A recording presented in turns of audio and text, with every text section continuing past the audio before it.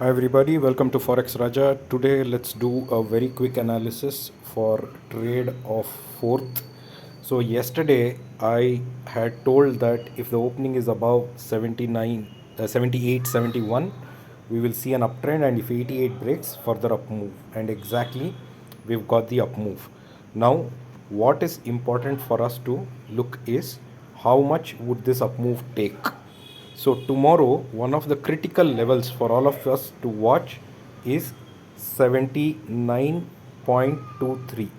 79.15 to 79.23 is a no trade zone. If the opening is above 79.23, above this blue line, one should be on a buy side. First target will be 79.42. If 42 is holding, the next target will be 79.60. And if we see that between 79 point, after 79.15 we are coming on the downside, then we have to watch out for this red line, which is at 78.946. This will be the downtrend. So if at all we are unable to clear this blue line, the trend could come down over here. So you need to know the critical points through which you have to take a trade tomorrow.